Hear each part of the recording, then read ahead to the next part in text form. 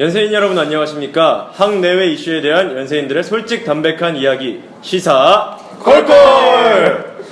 네, 이번 시사 콜콜 2화에서는요 얼마 남지 않은 제19대 대통령 선거에 발맞춰서 대선 유력 후보들의 청년 관련 공약을 살펴보고 그에 관해서 이야기 나눠보는 시간 가져보도록 하겠습니다. 네, 먼저 패널 소개가 있겠습니다. 고정 패널의 YBS 화석 기자, 권영석 기자 모셨습니다. 안녕하세요. 안녕하세요. 네, 다음은 행정학과 부학생회장 노진우 씨 모셨습니다. 안녕하세요. 안녕하세요. 마지막으로 행정학과 모의 국무회의 출신 임주은 씨 모셨습니다. 안녕하세요. 안녕하세요. 네, 주은 씨는 지금 그 행정학과 모의 국무회의 네. 한 경험이 있으시잖아요. 네. 이게 어떤 단체인지 간략하게 좀 설명해 주실 수 있으실까요? 모의 국무회의는 국무회의의 형태를 띈 연극인데 행정학과의 대표적인 학회이자 동아리입니다. 모국에서는 학생들이 자신이 말하고자 하는 사회적 이슈를 자신들의 시각으로 접근하여 해결책을 모색하는 학회입니다.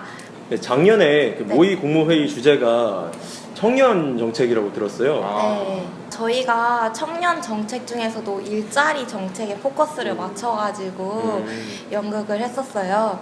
근데 제가 무슨 역할을 했냐면은 저는 1막이랑 3막에서 출연하는 재연팀이었는데 저는 명문대생인데 명문대를 졸업했는데도 몇 년 동안 취업을 못하고 계속 취준생으로 살아가다가 결국 택배 알바를 하고 있는 그런 취준생으로 등장을 했었습니다.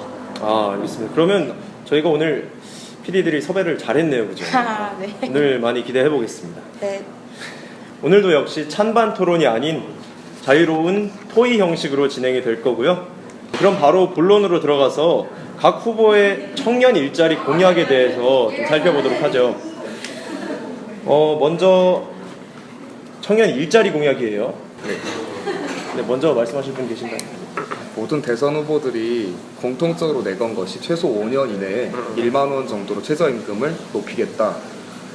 저는 이 부분에 대해서 굉장히 긍정적으로 바라보면서도 한편으로는 이게 제대로 될 수 있을까라는 생각이 들었던 것이 작년과 재작년 임금 인상을 봤을 때 6,040원 정도에서 500원 정도 인상된 것, 그리고 그것마저도 노동계에서는 끊임없이 이제 1만 원 정도의 인상선을 주장하는데 그 인상 비율이 크지 않았다는 걸 봤을 때 아마 5년 이내에도 8,000원 정도 이상으로 올라가는 것은 크게 어렵다라는 점에서 한편으로 좀 실현이 안 될 것 같다고 생각은 듭니다. 근데 제가 이제 어느 통계 자료를 하나 봤었는데 우리가 최저임금이라고 산정되는 것이 최저 생계비, 그러니까 말 그대로 우리가 주거 그리고 식생활, 의생활 포함해서 이제 문화적으로 우리가 향유할 수 있는 것들을 제외한 비용, 그것들이 이제 한 달에 한 104만 원 정도 104만 원 정도의 비용이 산정이 되고 그 와중에서 우리가 이제 그걸 최저임금으로 나눴을 때 6천 얼마 정도의 비용이 나온다. 그래서 최저 생계비가 우리의 실제 생활을 굉장히 반영하지 못한다는 점에서 항상 올랐으면 좋겠다라는 생각을 했었는데, 이런 점에서 대선 후보들이 공통적으로 최저임금 인상을 주장한다는 것이 굉장히 긍정적으로 생각이 됩니다. 저는 약간 이 부분에서 걱정이 되는 게 뭐냐면, 항상 얘기하지만 우리 아버님 어머님들 이제 은퇴하시고 나면 치킨집 이런 자영업 많이 하시잖아요. 근데 그런 분들은 사실 최저임금을 주시기가 굉장히 빡빡한 상황이잖아요.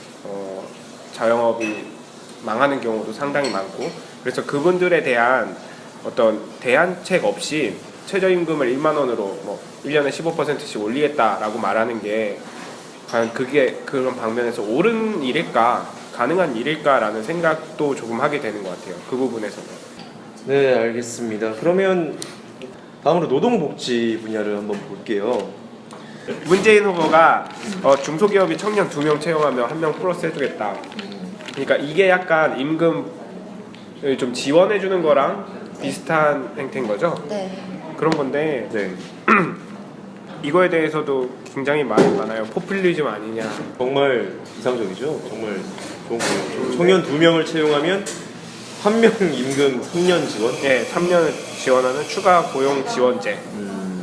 근데 이게 또 웃긴 게 연봉 2천만 원 한도에서 연간 5만 명을 지원하겠다는데, 연봉 2천만 원 한도 안에서 그게 1년 한 달로 따지면 얼마 정도 될까요? 200만 원도 안 되죠. 150에서 200 사이. 그러면 거의 뭐 최저생계비 네. 수준인가요? 네. 150에서 200의 일자리를 가지라고 할 만하면 사람들이 막 섣불리 그 일을 나서서 하겠다는 사람은 그렇게 많지는 않을 것 같아요. 또. 그래서 그렇게 대우가 안 좋기 때문에 아무래도 중소기업을 가지 않는 네, 그런 것이죠. 건데, 은근 차이가 심각하다는 것이. 예, 그래서 2천만 원 한도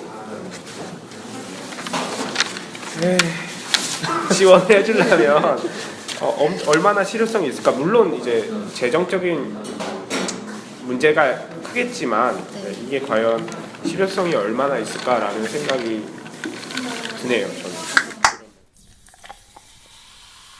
알겠습니다. 뭐 다른 건에 대해서 이야기하고 싶은 분 계신가요?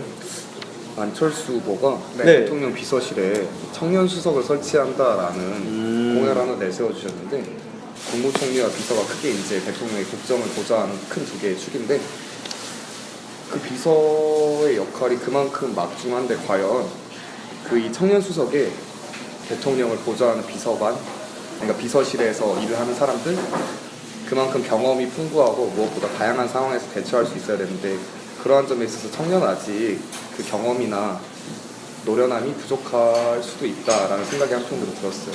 그리고 이 청년 수석을 과연 누가 할 것인가, 이것이 과연 청년들을 진정하게 대표할 수 있는 사람인가 라는 점에서 하나의 문제의식이 또 있었어요. 제가 하겠습니다. 이거 시켜주는 건 아니니까.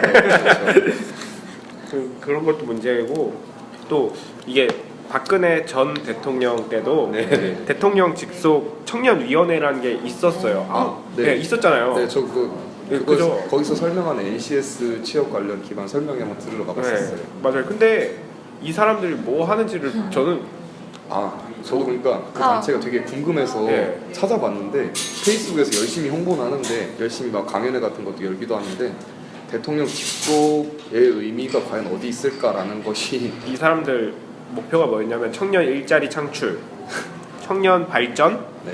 그리고 소통과 인재 양성 뭐 이런 거였는데 셋 중에 되게 이런 게 뭘까? 그래서 안철수 후보의 청년 수석이 네. 이거와 어떻게 다를 수 있을까라는 의문이 굉장히 많이 드는 것 같아요. 그렇겠군. 실내가 바로 근처에 있었네요. 네, 바로 저희 앞에 있잖아요.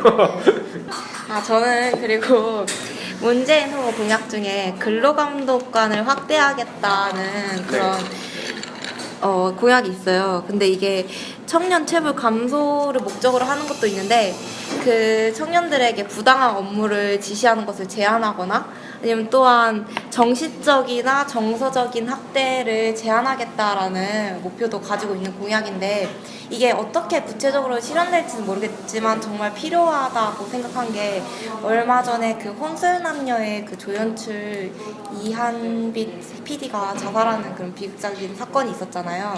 근데 그 이한빛 PD의 그 상황도 보면은 하루에 노동 시간이 20시간 이상이었고 또 직장 상사로부터 정신적인 그런 학대도 많이 받았다 이런 증언들이 있었어요. 그래서 이런 사건들을 되돌아보면 우리가 이렇게 근로 감독관을 확대하든지 근로 환경을 잘 감독해서 이런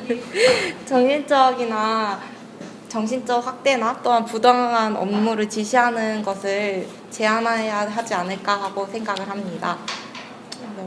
사실 정말 큰 문제죠. 네. 사회적으로 이슈도 굉장히 많이 됐고, 네, 좋은 점 잘 지적해 주셨어요. 네, 다음은 그러면 제가 하나 던져볼게요. 지금 심상정 후보의 복지 정책 중에서 청년 복지 정책 중에서 청년 사회 상속제라는 게 있어요. 이 부분 제대로 이제 좀 아시는 분 계신가요? 청년 사회 상속제가 그 정부에서 상속이나 증여세로 매년 거치는 5조를 20세에게 사회적 지분 급여로 배당을 해주겠다 이런 공약인데 그 20세는 대부분 이제 성인이 돼서 사회로 진출하는 그런 나이잖아요. 근데 그런 20세들에게 사회적 기반이 되는 자금을 마련해주고 예를 들어서 대학 등록금을 댈 수 있다거나 이런 식으로 자금을 마련해주는 좋은 공약이라고 생각을 합니다. 취지는 좋은데 이거에 대한 사회적 합의가 먼저 필요하지 않을까라는 생각이 듭니다. 그러니까 일단 상속세, 증여세를 여기다 쓰는 게 맞느냐에 대한 문제가 먼저 있을 거고 두 번째로는 이걸 20세 전부한테 분배하겠냐 아니면은 뭐 특정 소득 분위에 따라서 차등적으로 분배를 하겠냐라는 거에 대한 뭐 자세한 사회적 합의가 있어야지 그런 문제들이 있지 않을까라는 생각이 드네요. 저는. 다음은 주거 분야에 대해서 다 똑같지 않아요? 주거 공약은? 네. 다 비슷해 보여요. 네. 정말. 다 뭐 어떻게 1인 가구 맞춤형 맞아요. 소형 임대주택 확대 1, 2인 가구 네 뭐 기숙사 수용률 높이는 네. 거. 아니 뭐 서울에 기숙사며 뭐며 지을 땅이 그렇게 많을까요? 그것도 네, 이게- 현실적으로 막상 지으려면 땅은 있대요. 그런데 아, 네. 이제 대학에서 기숙사를 많이 짓겠다 이러면은 또 그 지역 주민들이 아, 맞아요. 반대를 많이 하신대요. 저희 이게- 학교 같은 네. 경우는 그 하숙집이나 맞아. 서문에 네, 하시는 사실- 분들이 시위를 이렇게 하신다고. 뭐 이건 조금 다른 문제인 것 같기도 한데 네. 민자 기숙사 아 있잖아요. 무정왕 예를 들어서 네네. 민간 자금. 그런 거 만들어도 비싸요. 민자 기숙사 지금 뭐예요 비싼데. 학생들의 부담을 줄여주고자 만든 게 기숙사인데 맞아요. 그리고 그 부담의 가장 큰 요인이 금전적인 부분이 정말 네, 클 텐데 그렇죠. 비싸면 그게 안 되죠. 그 다음이 없는 거지. 이유가 없죠. 그런 문제도 한번 생각을 우리 유능한 후보님들께서 한번 해주셨으면 좋겠다고 하고 주거는 넘어갈게요. 네. 아 등록금 나왔네요. 등록금이에요. 네, 그렇죠. 항상 나와요. 아 이거 거의 또 비슷한 것 같은데 반값 등록금.